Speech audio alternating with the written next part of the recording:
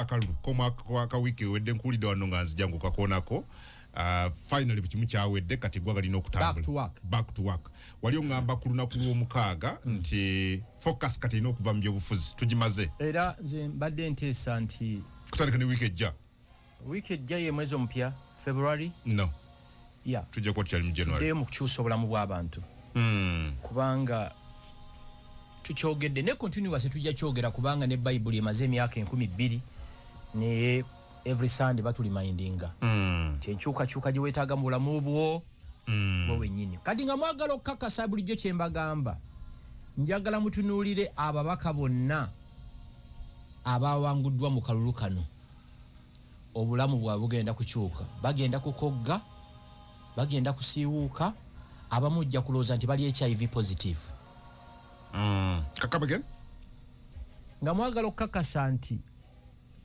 enkyukakyuka gye weetaaga mu bulamu bwo etandikira ku ggwe mutunulire ababaka bonna abagiddwa mu parliament their lives zigenda kukyuka abadde ayina emmoloka nnya agenda kusigazeemu babiri abadde asomeseza abaana be mu masomero agasinga ebbeeyi bagenda bajjayo abadde ayina kilo 10 agenda kusala abamu bagenda kubeera nga bali HIV positive lwaki nti bw'obeera omubaka benefits mpitirivu olunaku lw'olayidde banka yonna esobola okuwa loan kyeki mu Luganda esobola okuwola 1 billion biliyoni emu ebeeramu miliyoni 100 nga toyina musingo nga tegwampuliriza bw'oyagala okwewola ssente mu banka yonna olina okutwalayo omusingo mupulidde kasita omala okulayira bwoti banka yonna esobola okuwola 1 billion shillings ekyokubiri gavumenti buli mubaka mwa miliyoni 2 bya motoka yinza nezongeza kakati 200 million newe mubaka miliyoni 45 za kwambala masuti mbolabike ofune parliamentary olabike ng'omubaka ekyokusatu oba ekyokuna government ya Uganda kujjanjaba ne family yo for the next 5 years those are the benefits ewe ekyokutaano buli lwoli nnyonyi government ya Uganda yegulira ennyonyi yegulira air ticket omubaka tatambula mu economy atambula either business or first class olunaku omubaka lwasula ebweru government ya Uganda gwomuwi wa musolo gwampuliriza emwa miliyoni 2.7 meaning omubaka bwamala ennaku 10 ng'ali bweru ze miliyoni 2.7 now when you cease to be a member of parliament ezo zonna benefits zigenda gatta ku fat salary jafuna ababaka abamu badde bafuna miliyoni 5.2 miliyoni yes buli mwezi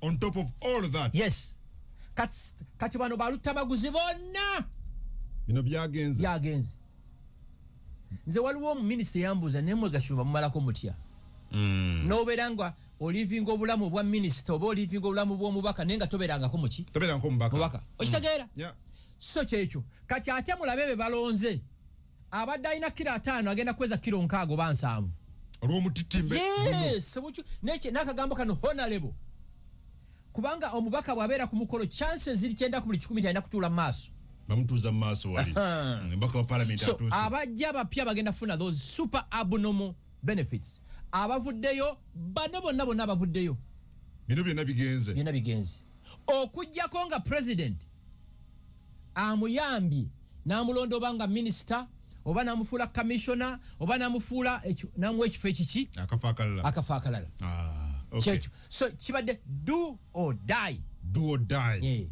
kufana kuwona kwe kufiirawo kwe nalabye yes super kwega it's unbelievable nalabye emifumbi abantu nga basiba emifumbi ayagala wangula akalulu obubaka si buweereza mu Uganda mulimo ideally bwali badde buweereza 95% of these MPs mulimo it's only like 5% abajjanga bazze kukyusa bulamu bw'abantu kwanza embeera nabo mikwano gyange I know them they know me bazze kulya kukola nga bw'olaba URA bweranga omulimo URA esobola okulanga nti eyagala advertising let's say 10 positions nefuna 10,000 applicants buli omu agwetaaga naguno bwe gubadde kyova olaba mu constituency emu obadde osanga ng'ekifo ky'omubaka kiriko abantu 15 abiri you get it balwana kufuna mulimu unfortunately abalonzi abasinga tebannaba kitegeera kino ekintu bo balowooza bano batuufu bazze kukyusa bulamu bwaffe no enkyukakyuka gye weetaaga mu bulamu bwo, it's you. Gwali mu Bunyoro, ali mu Buganda, ali mu Busoga, enkyukakyuka gye weetaaga mu bulamu bwo si mubaka, si pastor, si reverend. It has to be you. It has to be you. Yourself. Ne werwanako kungu okola entugga ekawungeza okola kiwano gwensonga Radio 4 NBS okola yoki okola program kikumacha nkola kusanyuka TV buli kumacha sawa 12 mpaka sawa 3 ate nenkomawo kunakwenda ngoje komande sawa nyampaka mukaga. NBS okola yoki NBS okola program bili nkola barometer akasameme ku 2 sawa nyeze kino mpaka mukaga ne ego kusande toyagala kwebaka waka njegala toyala kubeera na family yo because the calling in you embeera ye ino okukyuka tibwenfuna wana Radio 4 empa milioni 5 eri nempa mukaga eri nempa meka nengattagatta nange obulamu bwange bukole ki bukyuke. Unfortunately abalonzi bangi tibakireka kyova olaba nze programu ya President PDM nagiwagira nnyo. Obeera otya mu Buganda muno nga toyina kantu kavaamu kasente, toyina musiri gwa nnyanya, toyina musiri gwa mwanyi, toyinayo mbizi gwa atali musiramu, toyinayo nte, toyinayo mbuzi, toyina kantu konna kavaamu kaki kasente. Obeera wotya ontegeera ng'oli kyokozeewo kyolya yogera amazima. Nali naawe ku shoyo kusanyuka ku macha. Nali nkubira mami simu nga mugamba ateekeko TV bagenda kulangira obululu. Yagamba ati in fact lwadwa mukaga wiki ewedde nga twalonze ddi nga twalonze ku Lwakuna. Era nga eggwanga lyonna liri ku TV na ku radio nga bawuliriza ebirangirirwa. Kati akaseera byabakama bwe lyagenda okulangirira n'okwata essimu otegeze ku maama okuteekako TV awulire byabakama byalangirira. Maama n'akugamba nti ali mu mwanyi, ndi mu mwanyi zange. Maama oliwa? Ndi mu mwanyi. I was very surprised. Wa myaka 8 nno ali mu mwanyi ow'emyaka 8 nego emyaka 2 3 4 5 oli olova TikTok gasiya yenna bo wagira ti bakumanyi toyina mu kasente konna mu nsawo omukadde w'emyaka 8 olwamala okulonda ku Thursday Friday n'abeera waka Saturday nadda mu nnimiro eyo gye bayita ente ebeera etya. Accident bwegwa mulwere emmoloka ne zeetumira be pa ente yekanga bweti kaseera banti badde accident neddayo ku muddo gwayo neekola ki neerya. Kati mami y'okulonda bwe kwaggwa naddayo okwepakasiza. Ndayira nga ntya Katonda okuva 1996 nga ndi mulamu sirabangako muntu nti alese sukaali awaka nti amuwe mami mbw amuwa akalulu kwa sukaali amwegulira. Tolina kyosobola kumulimbalimba nakyo ne bw'omukubira essaawa zino nti mami oyinawo miliyoni awo 2 ajja kubuuza zaaki. Ontegera ndo kubanga inaka akasente mu Buganda wano omukyala yabanga n'akasente wano mu kikondoolo wano. Ontegera ndowooza naye kati ennaku zino tulowoleza mu kusabiriza kuba luseke. Ate waliwo ekigambo kyogyo kyesimanyi mbu njokyayo by the nange wanjokyayo ku Lwomukaaga. Otega njokyayo tukira kwokyayo mami gashoma njokyayo n'okwata mu nsawo. Kaka nkubuuze bwe nkokyesa akakadde ate wiiki ejja nga noonya omulala ng'onoonya omulala nga naye akwokya ate wiiki eri nga noonya omulala nga nkuba oluseke. Tebakulimba gwe mulembe gwe tulimu. Teri muntu yali agaggawalidde mu kuweebwa taliyo. Mumbuulireyo nti akubye oluseke n'agaggawala. Europe ne America emaze emyaka 5 ng'ewa aid Africa. Africa ngagga beerako kyokola toyisaamu omulimu gwonna mu maaso okitegeera obeeremu n'akasente. Okulonda kuwedde abalondeddwa be bagenda okweyagala. Gwe foot soldier osigadde oli foot soldier bamanyi n'ogagashoba kenkulabyeko sikyafudde n'akwata wano mu bulago bwati fine nja kuwa emitwalo 10 oba 5 but at the end of the day ate enkeera kiringa nga nkyogera nnyo mwe bato bange buli lwofunanga ekirowoozo ky'okuwasa oba okwanjula ensi naye kusondera ku mukazi wo balina siteeke mu mukazi oyo they are shareholders ng'ate wange nze tuwulira bonna basonze eri kampani bagiyita kungu kozi mukyalo yanirinya kungu ya mukyalo kale kungu and Misa limited company they are shareholders. Ekirala mwe bato bange tobanga ng'ogenda okukola embaga nodda awaka n'ogamba mu kyalo nti munnange mukama w'amaanyi kungwangulidde essuuti y'embaga. Jesus. Oh my. Owedde. Kibi to that extent. Jesus, and you're proving you're not a man. Atuwadde. Musajja amalayo, musajja alina kubeera nga empologoma efana amaanyi gaayo. Kiringa ng'okubeera ku dining table. Buli kyemuli atumanyi kyavudde omukazi yakiguze. Okiddako n'okibwebwena. Then tolina right mubuuze ovaawo essaawa zino aba ava kunoonya ssente. These are simple basic things. Ate tenkanyizza n'aleeta ebyokulya. Mu Africa wano ekyatufuna. Mwenkanonkano. Kati mwe mwonoonese generation yammwe. Omusajja omuddugavu must provide for his family. Oba balidde entula oba bijanja naye abikoze eki? Abiguze. Kyekimufuula omusajja alina okugula mukazi we Gomesi. Mukazi we. Omusajja alina okufuutinga bills eddwaliro. Omwana omusomesa. Bulira nno baŋŋamba waliwo brother nga amanyi nnyo ebya counseling yaŋŋamba nti omukazi bw'afuna obuzibu n'omusajja ye kyasooka omubuuza kintu ki kyojjukira ku musajja we ekirungi ennyo ti omukazi kasita amala 10 seconds nga takyogedde kitegeeza toyina kyamaanyi kyewali omwongerawo. Omukazi ayinza oga nti munnange omusajja oyo gwolaba yali muyombi nnyo naye nga buli kimu akikola ki akituwa kyoba omusajja yali mwenzi naye nga buli kimu akituwa tetujjula awulira. There is no fallback position mu relationship eno nga ne bwatunula tunula emabega talina kyajjukira. Ate kisinga okunuma kimanyi kasita mubeera mu maka ng'omukazi ya providinga buli kintu nga mulimu abaana abalenzi bino ebyana ebirenzi bigenda kukula nga birowooza bwe kirina okukola ki okuba biba bikuziddwa bubi. Kati ekyo ekyana ekirenzi bwe kiwasa muwalawo it's a disaster, bwe kiwasa sister we it's a disaster kubanga kyakula kiraba omukazi ya providinga. Kati bwe kiwasa omuwala ono kiba kirowooza era omuwala alina okukola ki ng'aba agenda kubonaabona. Awo waakiri ofanga tofumbiddwa. Kiringa nga omwana w'okufumbirwa mami's boy bino ebyana mami's boy. Ekyo kyana ekikaaba ebiriwa mami's boy planned useless mami's boys. Planned kids. They are not planned kids, these are planned idiots because I interface with them every day. They are not planned kids. Teddy. They are planned idiots. Idiots. Tell me one family in Uganda ebadde ne sente emyaka 10. Mukwano. Manyi wano olaba tole ino obwakabaka siwe kiri Busoge ina ne Buganda ina manyi wana abalangira abamu abava mu kingdom zezo nga government yebabeezaawo nga bava mu nga ne muluka gyavuga government yemuwa omulangira obeera otya nga kingdom yammwe tesobola kubeezaawo, then you cease to be a kingdom. Ontegeera ekirala bino omwana tebamuwa kyayagala, omwana bamuwa kituufu. Omwana yakabidde kino ntinzo kuba nina akaana nga njagala kiri daddy I want to eat that one. Where ne bwe mba nyina buutu ya sente ne bwe ginateekawo embeera situyina kubanga buli mwana wakusaba kino kimuwa oba tomuyigiriza kubeera mugumiikiriza. Ekyokubiri okwekolerera babayita the ATM fools. ATM fools obamanyi?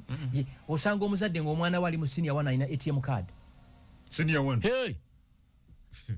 Mwabawo abaana ezo ATM cards, I can assure you byonna bye muzimbi abaana b'abanaku ate bagenda bitwala. You get it? So mbyo nenseka n'okusema mwana wa senior no bote na ATM card.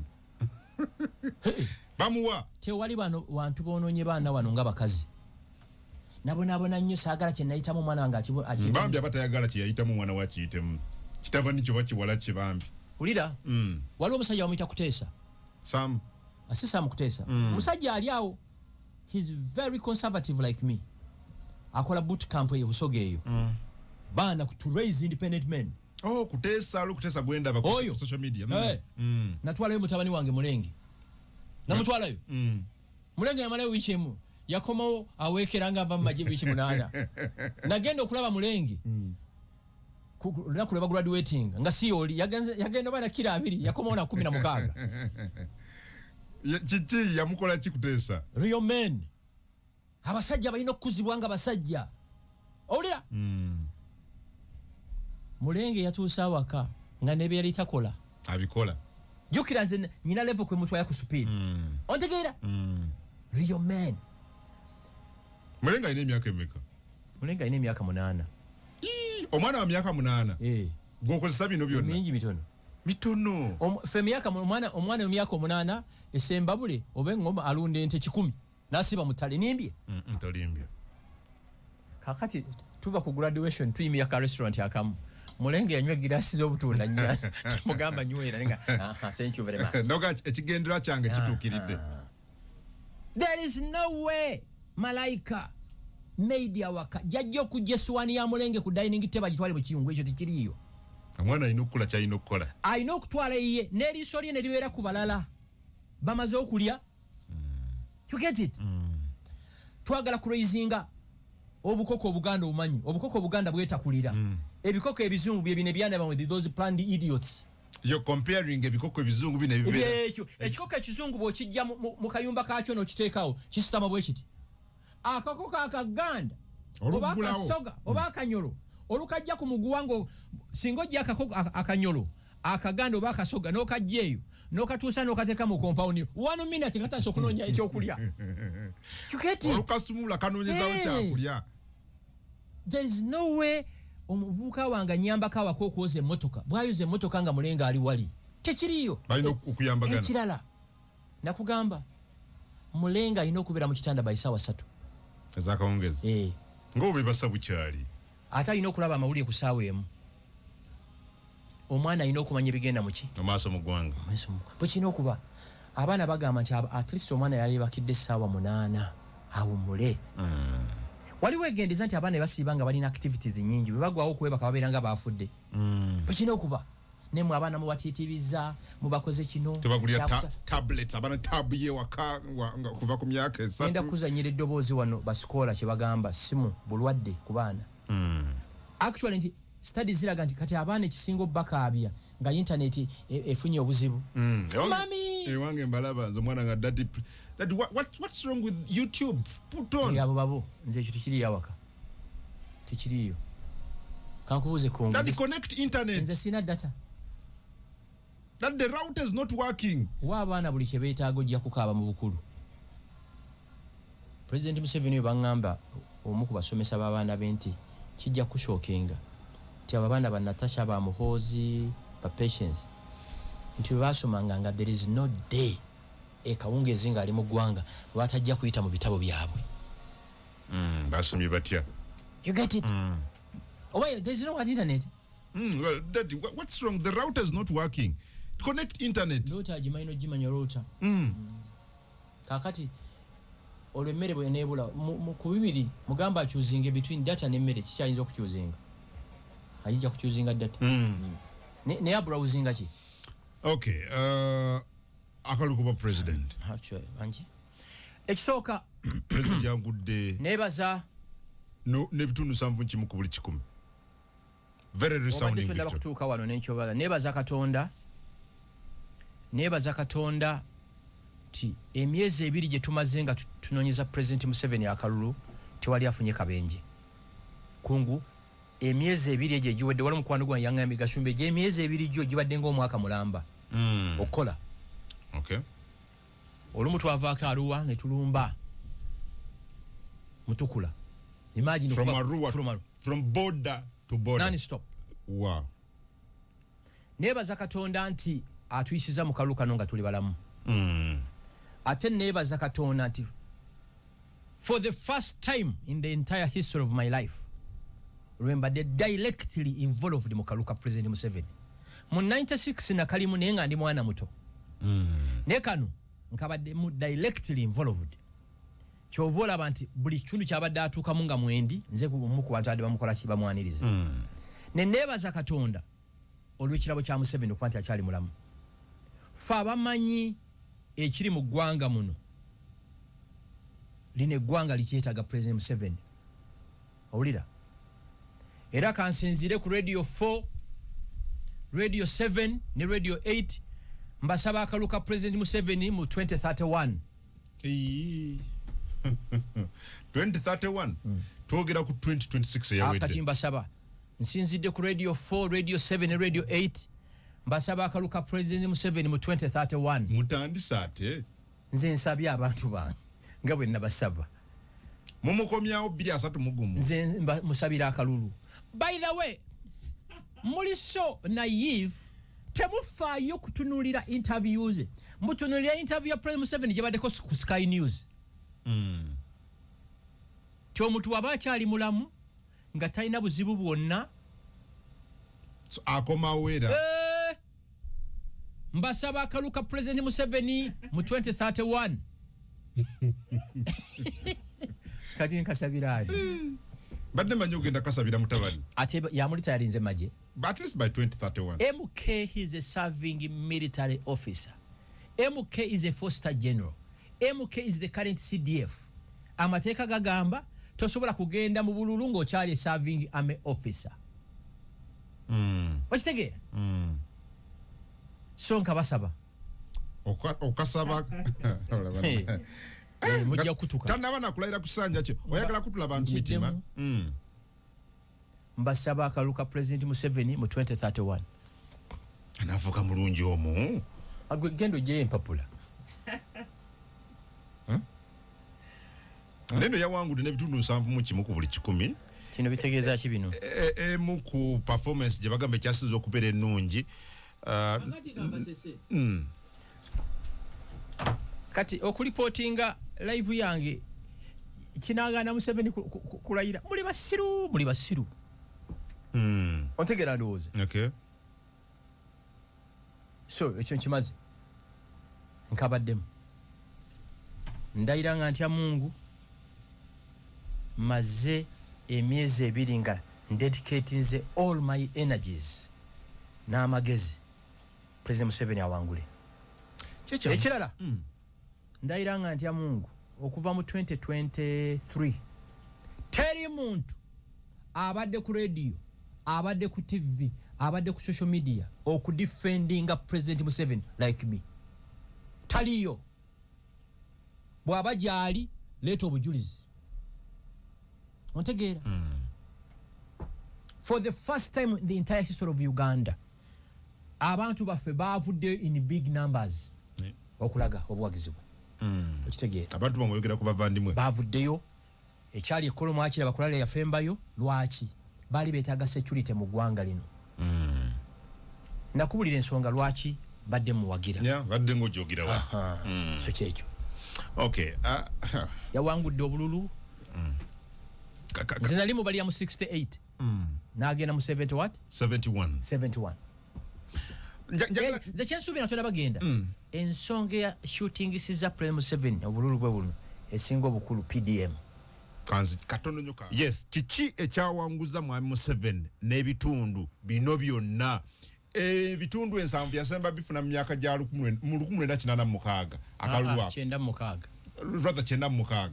Kati yazzeko n'abifuna after nearly more than 30, about 30 years. 30 years later. Ekigambo ekyo Dr. Kizza Besigye yakyogerako nti President Museveni bw'ateeka obwongo bwe ku kintu takivaako. Nze nsuubira embarrassment yafuna mu 2021 yaddayo ku drawing board. Omutawana gwavaawa. Kyova olaba amaze emyaka 2 atambula mu ggwanga lyonna olw'emyo PDM. I have sources tell me nti abantu abasuba million 3.5 mu Uganda bafuna sente ezo. Kubanga buli family bajiwanga million 1. So zikoze a lot. Ekyokubiri ekisinga ekiri very important. Museveni tagaya. Tanyoma taisa mwaso muntu yenna. Taisa muma taina kintu kyagaya kubanga amanyi kye yalinga tanabafuuka president. Obote yagaya Museveni. Ngalowooza mwana wa kuzanyirako. Okimanyi nti Museveni mu 1980 mu kalulu yalusinga tusamu kuteesa. If I was Obote nalitaddewo n'embeera Museveni n'afuna constituency ne mu managingira mu parliament. Ne ya underestimating. Yamuyisaamu amaaso bakuliyetinga districts ezitabangawo constituencies. Gwe underestimating nga ate yali former vice chairperson wa military commission, meaning Museveni yaliko vice president w'eggwanga lino. Kati being a president of a country amanyi nti omuntu yenna nobody can become a president. Kati ne badda ku drawing board. amaanyi galiwa amaanyi tugateekewa successfully gino emyaka 5 there is a big section of Ugandans etegedde nti Kyagulanyi he's just a Ugandan exciting abantu nekikomaawo nga tebamulambwa president. Yes. Kubanga yasse n'ababe bennyini ulira slogan yali yadde etya kanoonye kalonde kakuume kabanje. Siba kiri? Bwe kiri. Kati kankwe ekyabadde wa Kyagulanyi we yalondedde ekifuba kiyita Magere Freedom Square. Owulira? Obululu bwa box zaguddwawo misana ngense eraba. Sinnaba kuwulirayo keesi yonna nti oba bakubye ejenti wagundi oba wagundi. Owulira? Mu kitundu ekyo abalonzi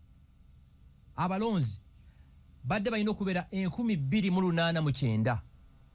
Owulira? 2,289.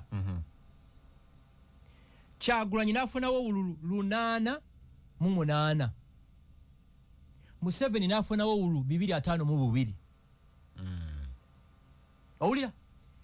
Bwe bululu 1,006 bebalonze. Okiwulira? Bebalonze. Ku 209 ku 2,209. Owulira? Kitegeeza percentage esukka mu 60 teyakoze eki? Teyalonze. Mu kifo kya Bobi Wine walondera. Kitegeeza sirogani yammwe kanoonye kakuume kalonde kabanje tikyakola. Slogan teyakoze. Ennyingo ezennya tezaakoze. Bw'aba Kyagulanyi we yalondedde awatabaddewo kavuyo konna abantu tebaatandinzaapo okulonda. Kubanga if you are defeated in your home kitegeeza tosobola kusurvivinga mu kyalo. Magere Kyagulanyi we yalondedde Kyagulanyi yafunawo obululu 8, Museveni n'afunawo obululu 2. Otegeera? Kitegeeza nti slogan tiyakoze eki?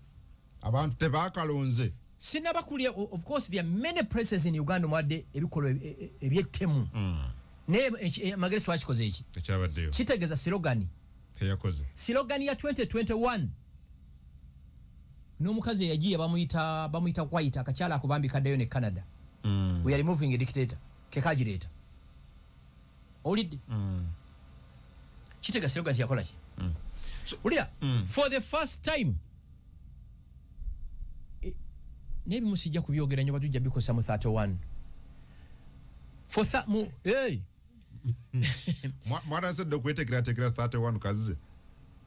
For the first time abalonzi b'NRM bavuddeyo okulonda. Really? Buuza lwaki? Nedda mu migashoma kankwe statistics. Register ya NRM eri mu abalonzi 18 obukadde 18. Eyo njiye. Obukadde 18. Ne president yakyogeddeko katono nnyo, ne president yakikonyeko yabadde erwakitula.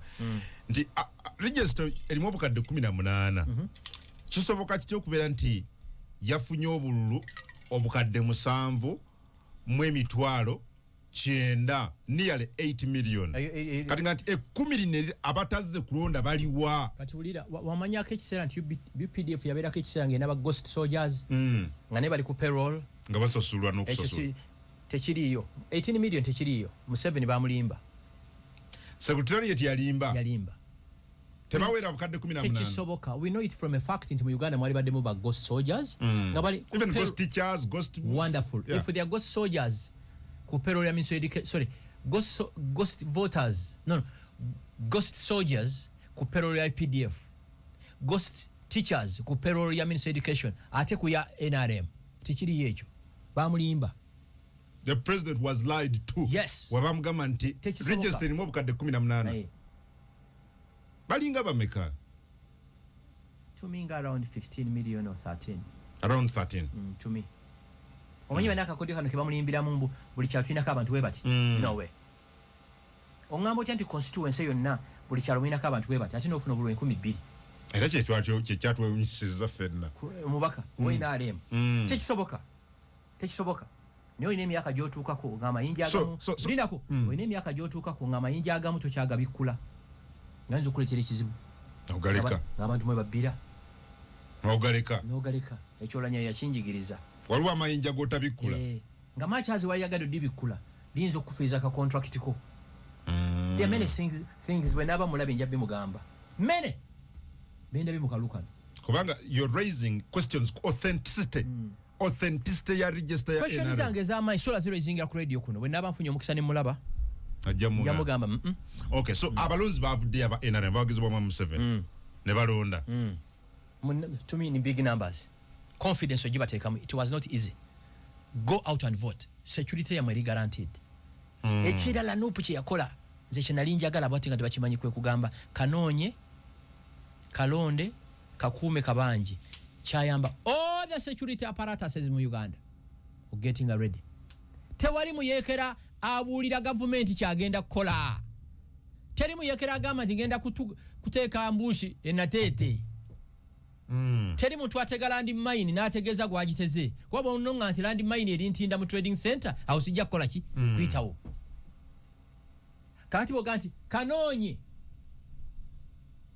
ulya kalonde kakuume kabanje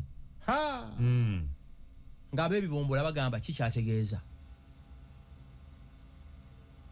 ontegeera kyova olaba sinaba kuwulirayo nnyo nti wano waddewo ekyamaanyi okwekalakasa okuli awo babadde ready ate kino nkibagamba ku radio 4 I'm ready to surrender my phones here njagala mumbuulireyo ensi emu tiwaliyo gavumenti etoleratinga abantu abasaanyawo ekibuga teriyo tulekigenda mu maaso mugongo lya Amerika waliwo ine embizi y'ettaka erumbuye yakunga abantu neto muvuma muyite ki you cannot involve yourself mu kukunga abantu abatuuseeko obulabe tukuyite ki kale mbulira sebo kungu mbulira erinnya tumuyita baaba tumuyite ki kale omutuukirivu nedda si kyekyo n'ogamba nti munoonye abantu b'NRM munoonye amaka gaabwe mubatuuseeko buli kyabulabe tumuyite ki abagamba ebyo tali mu Uganda ne bannayuganda bagezi nnyo baresistinze ekintu ekyo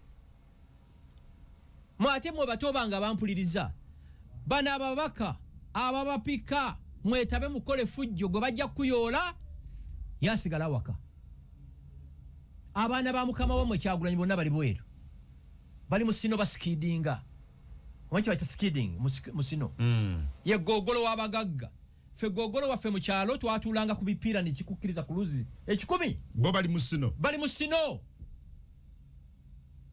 baba guli ya dama yumba buli mwana ayina ennyumba ye n'ebirala ebweru gwe bagamba genda weetabe mukola ki okwekalakaza mbebaza nnyo nti mwa resistance abagezezaako ayihiya nti bangi bayooleddwa bakwate ompulira ayihiya bangi bakoze eki bakwatiddwa temwetaba mu kikola kyonna kyafujjo so Bobi Wine kati asigaddewa kubanga guno muli gwakubiri ng'abeera wakubiri ku luno yakoze bubi 24% is a smaller percentage bwogerageranya ne 35% ey'omulundi guli Kyagulanyi is a smart businessman Kyagulanyi from day one yatugamba nti ne bwe munanonda tibajja kukola ki kunangirira okitegera ndowooza inako tibajja kunangirira kati bano bawambwa balipotinza account yange ku TikTok kye kiganje ba anti kati bobe olobaloza balwanyisa gashumba kebera bibino mbadde kugamba nti Kyagulanyi is a smart businessman aina ababaka basoba 40 siba kiri buli mubaka aweebwa ensako egenda mu kibiina mwavudde ekyo nnyo buli mwaka every financial year agenda funa nga billion nga 5 buli mwaka bakuwa sente kubanga kino ekisanja ekigwako amulirayo informed nupu yakafuna 24 billion you get it kati ye buli mubaka aliyo asasulwa government ya Uganda ewe ekibiina sente okusinzira ku ki ku bungi bw'ababaka ndabako ina baka bameka he's a smart man so yali mukola yamaze dda bana balugendeddemu nga balutamaguzi era gwe njagala tugende ababaka abago esookera ddala ente yansubye ente zange nnya zansubye satu ndowooza emu nkyagiri ogenda jipa ne kungu asubidwa ente nya atuwuliriza kansobe nkuzanyira eddoboozi lino lwakuba simanyi lwaki ekyuma kyange kigayi ninja kukozesa essimu obeere ng'oluwulira twali wano ne mwami Frank Gashumba ono nga tuli mu program I think mwezi gwali gwa October n'agamba nti DF ekibiina kya Democratic Front ekikulembera Honorable Mathias Mpuuga tekijja kuleetayo wadde n'omubaka n'omu abatuuliza kyatuukiridde naye nze nali muga nti waakiri kinaleetayo omu oba babiri Honorable Mathias Kenyini Mpuuga oba oliawo ne Honorable Bwanika naye alizaati z'akakiiko k'ebyokulonda ezafulumye ziraga nti tebaafunye ekikakasa ebiga bya mwami Gashumba katuzanye eddoboozi lino obere nga oluwulira we twali ku show naye wano era wuliriza ekoma 2026 tejja kuleeta mubaka n'omu nja kuzaana njagala tule kugenda ku record nsaba tule mu kamera eno lindako kubanga kunguulira kati erina baana ababaka already angani erina Mpuuga erina Bwanika Mpuuga oba musajja dde mu Nyendo ajeeyo akalulu kibiriyo Nyendo mukungu kungu ekibiina ekyo bwe kireetayo omubaka n'omu jangu mufaamu nkwesa eddume y'ente bane nkyogeredde ku mpewo njagala producer akwate ekyo kakwate nja kuwasa eddume yaki ebitaano byabakola bubi Mpuuga yalwawo okwejjako ekintu ky'ebitaano so Mpuuga tadda mu parliament singa abazeeyo mu Nyendo tasobola ate Bwanika tadda ate naye mukwano gwange Juliet Kakande oyo ate mulwadde muyi oyo muyinja ate Bwanika oyo mukwano gwange nga gye nkomeza ate ono Entebbe municipality Kakembo mbwate naye mwakirimu ampuliriza kanze abo President Museveni bawe balonda omu commission ono mulonde mu kino nkikuganza embeera ku ground so tebagenda kudda mubeera Kampala gova Buddu ogibwa kadis bwekituuka ku nsonga z'Ebuddu gw'ogibwa kadis zankole tozinzijako n'ez'obusiraamu ensonga z'Abanyarwanda ne Buddu nyina empewo ground tebalina bantu baliwa kungu tebakulimba ngambu abayimbi bazze n'emmere ezembu abantu bakwagala tebiriyo ente zagenze kakati waliwo yankubidde essimu ava Bunyoro eyo nanga nti Gashumba ayogera ne Katonda kikola atya waliwo yagambye bwe ntandika kyaki enkya endiga zijja these are facts waliwo kye bayita war room kyeki war room singa Uganda ebadde egenda kukubagana ne South Sudan oba ne Congo war room bagenerals bonna abamalayo babeerayo reality strength gye tuyina ne balabe baffe kati olwo tubeera ku radio kuno abamu batimanyi tebeera war room kubabuulira facts naye there is a big stupid constituency of Ugandans abasuubira mbunzi gye wano njogereyo ekyalowooza ekiri mu bwongo okitegeera njogere nga bwakola ki ye omutwe gwe kyegumugamba olya nga mmwe abasajja omukazi bwanagamba nti akuwadde muyenga akuwadde bugoloobi babituwa nokera omusaba ekyapa kyabyo nkuwadde ntinda waliwaga ntinda nagikuha kati nokera ku makya n'omusaba tayito ng'aganyabo ku nsi ekintu kyalina national ID talina kya kyonna kyakola ki munankuwaire edinda yona munankuwaire edinda ze tewali yali abimpadde ebyo edinda kuba ntegera nti ono mubbi oyala kunzibako byange kakati wulira let me tell you saagala kumwokinga muntu afunye buzibu it pains kuba ne bwembeera nze omuntu namwokinga nga nfunye obuzibu mpulira bubi naye kankubuulire with due respect Mpuuga miliyoni 4.5 yalwawo okwerwanako kubanga bakodo wana abantu abakodo tubamanya abali certified yali sacrifice nze ebyo 5 n'agamba 3 bigenze nkilinzinga erinnya lyange ekigambo kye5 ne kisinkinga mu bwongo bw'abalonzi Napoleon Hill yagamba ti omuntu continuously bw'ayogera ebyobulimba nga teri avaayo bichalenjinga gafuuka mazima kati bino 5 mu maaso g'abalonzi byafuuka ki byafuuka mazima miliyoni 5 omuntu we mu Nyendo kinene nnyo kubanga waliwo omuntu mu bulamu bwaffe nga takwatanga ku miliyoni ya sente bwawulya milioni 5 ze milioni 5 yalwawo. Ekyokubiri abateeketeeke. Abateeketeeke musango kubeera omuteeketeeke. Yes, tosobola kugamba nti oli muteeketeeke mu bantu abatali bateeketeeke nga teboza baakalulu. Waliwo omusajja Sheeko oyo yayogedde ekigambo nkyagala nnyo nti tobanganga oggulawo amaka ge ennyumba y'empya matuli bona n'oleeta abasula mu busiisira ku pate oba weeraga. Togulanga emmotoka ennungi n'oleeta abatambuza ebigere okugiserebulatinga. Munjagulizeeko emmotoka eno empya obeera weeraga. Omuntu asula mu kasiisira okumuleeta mu nnyumba ye eri gold plated obeera weeraga. Mu bantu abatali bateeketeeke bwe weyita omuteeketeeke obeera weeraga. Ate nga bwogenda okusaba akalulu kati ekyo it was a disaster. They did a mistake. Ekira dress code yaabwe. Abantu ababulijjo tobagendangamu ng'oyambadde nga Katonda oba ng'oyambadde nga ba-celebrity balaba weeraga. Kati nesaati enjeru ogiraba bwe ngigendamu waffe Kalungu obeera weeraga. Ajja atweragirako nnyini. Olina okwambala ebisaatisaati ebifaanana ebyabwe. Okitegeera? Ekyo kye kyakubya empuuga ekira. Baafuna ssente nnyingi goge mazima. Nezajja late. Baafuna ssente nnyingi. A lot. Gabazijjawo. I can assure you DF buno mubaka wa DF badde balanga abalanga president. Abantu beebuuza mwabaali abakodoluli kati mugabana akakadde bukadde butaano kiki ekyakyuse mu bulamu. Ekira ange eri ku ground. The truth of the matter is abantu banyiivu. Abaana abasinga baparticipate mu kalulu kano bali below the age of 30.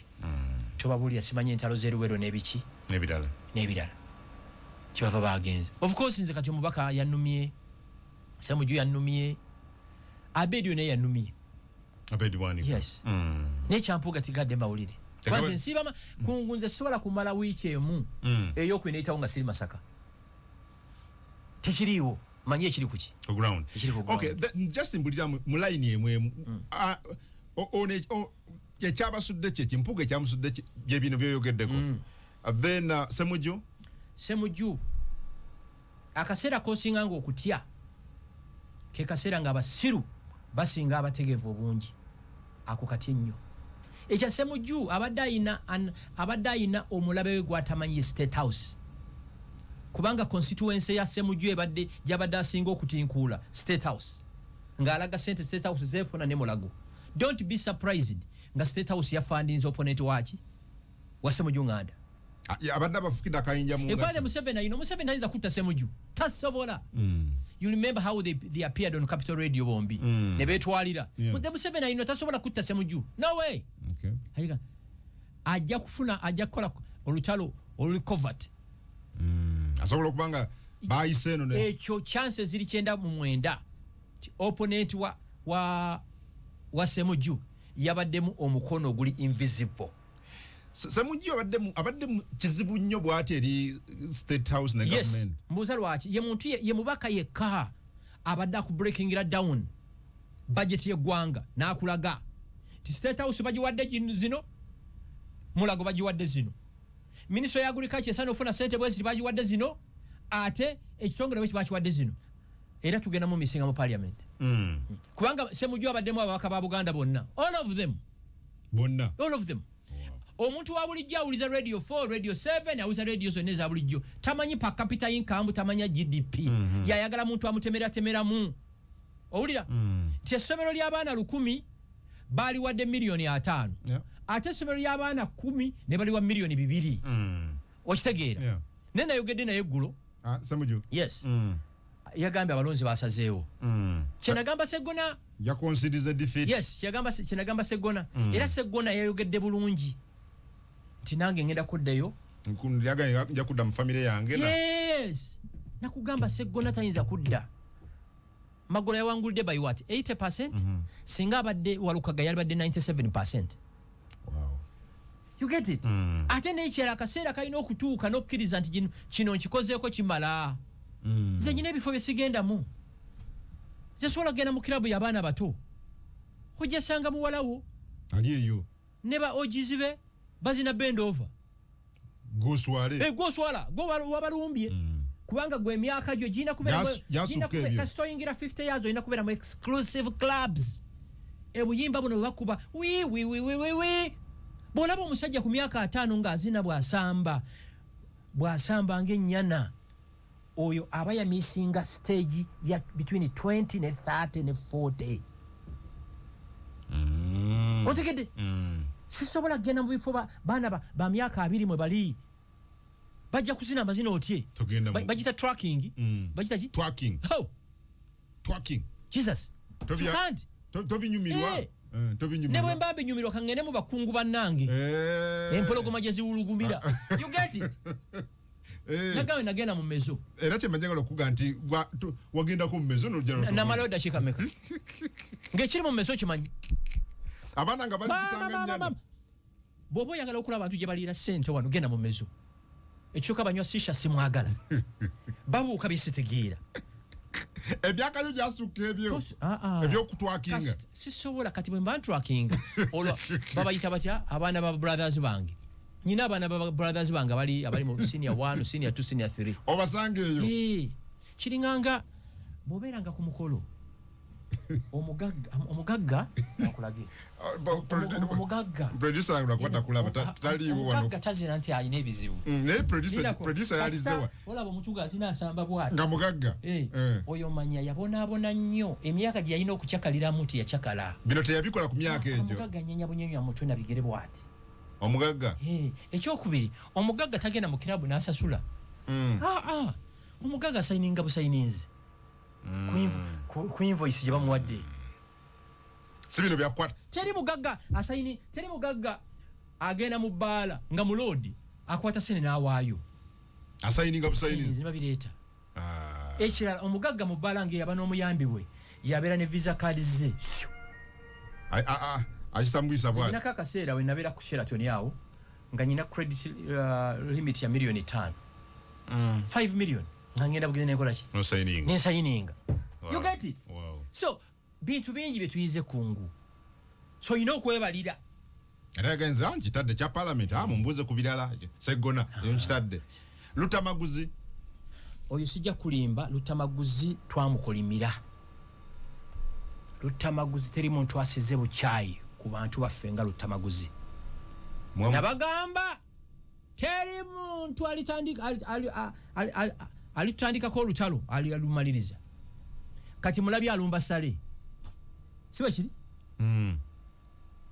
Sale jju jeno Sale jju webaza wacha nyomwe Sale baba wakibaddemu mukama akuwa omukisa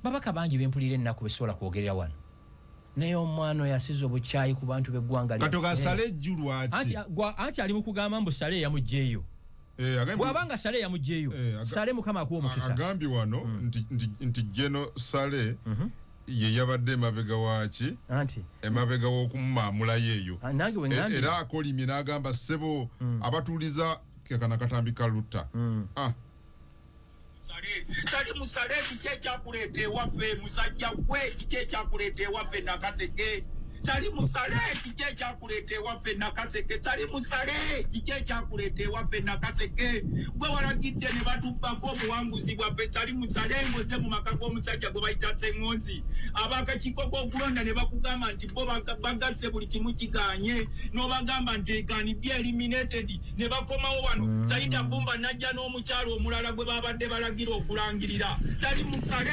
twakukola jene ewaffe Nakaseke okubba obuwanguzi bwaffe Sali musale kantwana omuganda wa Museveni wajova bwikamu oyo ye Lutamaguzi Semakula kekatambika koyogerako kakati omulango ogulya gwakuba ali mukukaba ali munnaku na kunyolo nga afiiriddwa omuntu bw'aba Sale yabaddemu omukono Sale webale omwana oyo asize obukyayi mu bantu wano omwana oyo era ngenda kuddayo bansesters baffe mbagambe mwebale mulimu mwagukozi tunali maziga mwami Gashumba ali maziga kati nno ye kyakaaba mulamu ne ovanga ku muntu asiga obukyayi basanyeewo a certain group of Ugandans amaziga gente essanyu lya malembo kitegeera so goli musanyufu ndi musanyufu kubalala bonna olumwa numwa leo li musanjifu nti Lutamaguzi yagudde. Lutamaguzi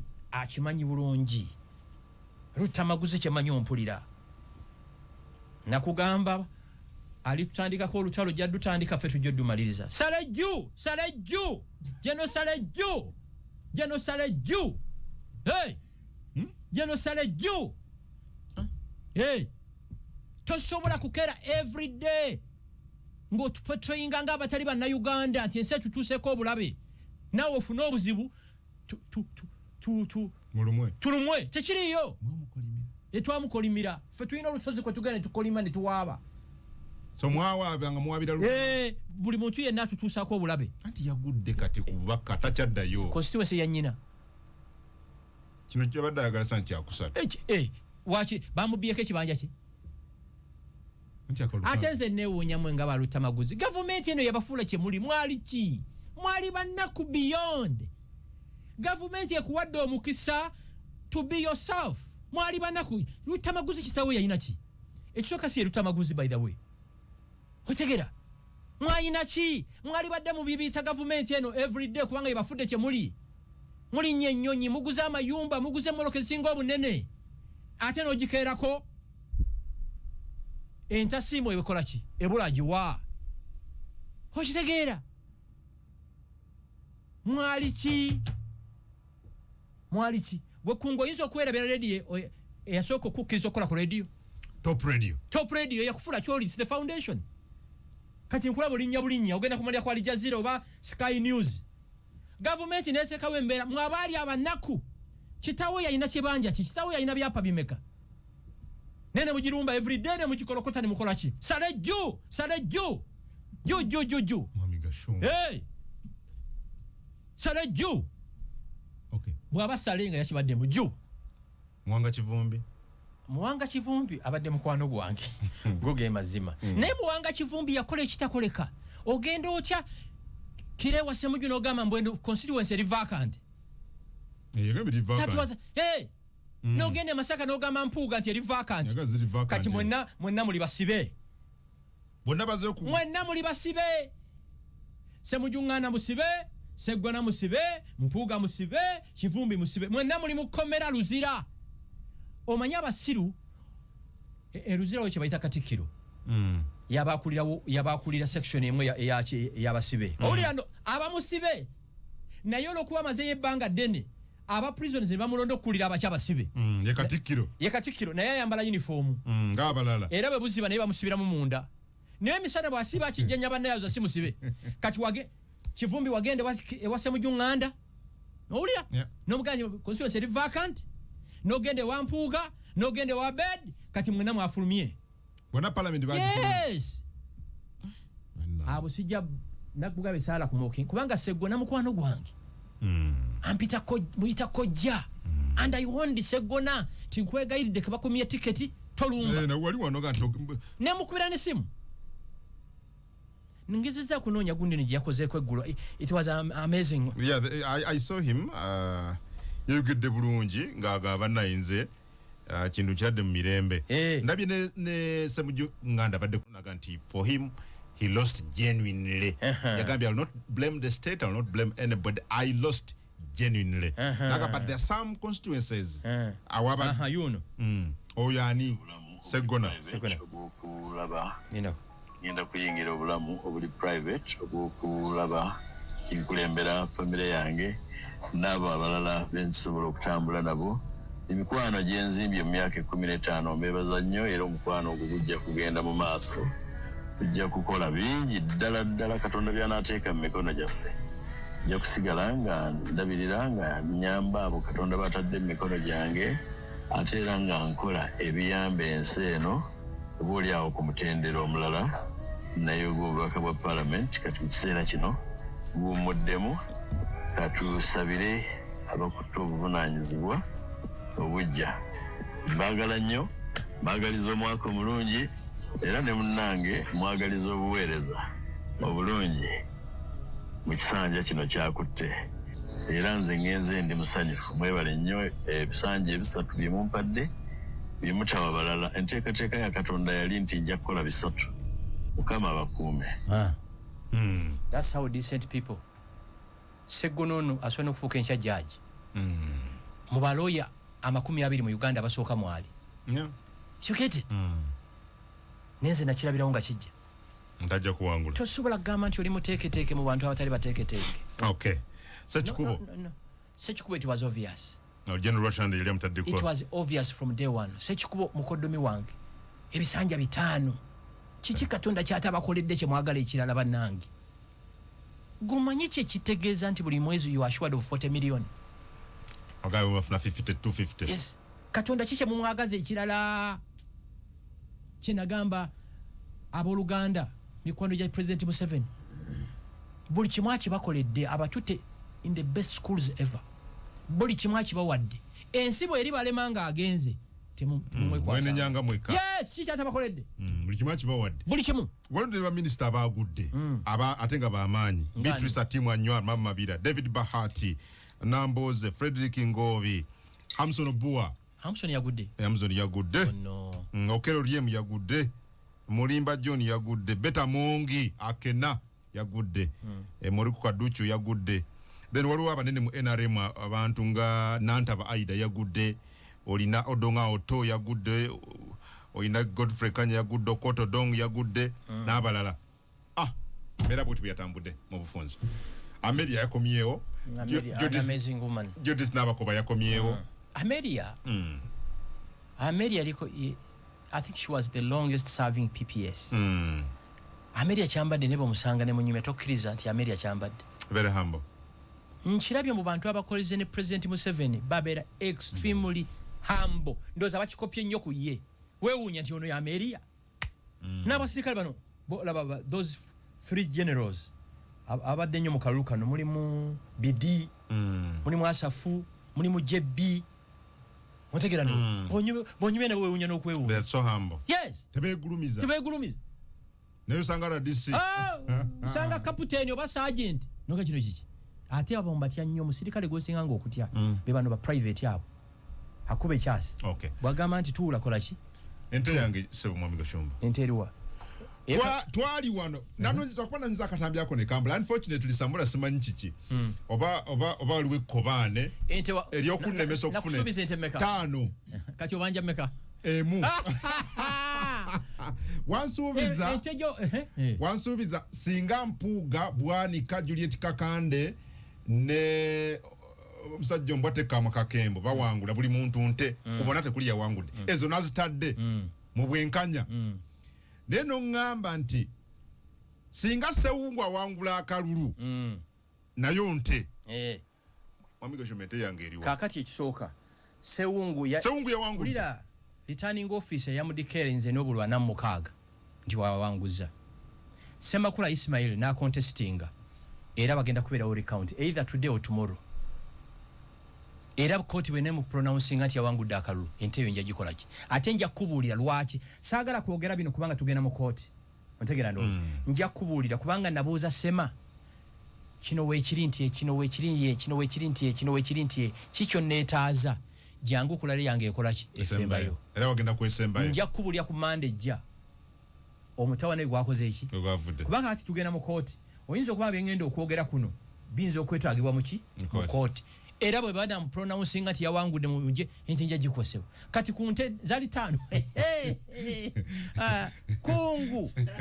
kungu nze kankubuulire singa byemmanyi njogerako 10% enensi yali wawadde njo sibaza na 6% kubyemmanyi ebimu osirika buki osirika busirise noga munange n'emyaka gye ndiko obuzibu ndimu obumanyi nyina abaana be nasoma nabo ulira nyina abaana basoma n'abaana baffe kitegeeza balina bazadde baabwe ulira nyina business associates nyina constituency ya council of abavandimwe nyina ya PLU oyinza okwogera ku kintu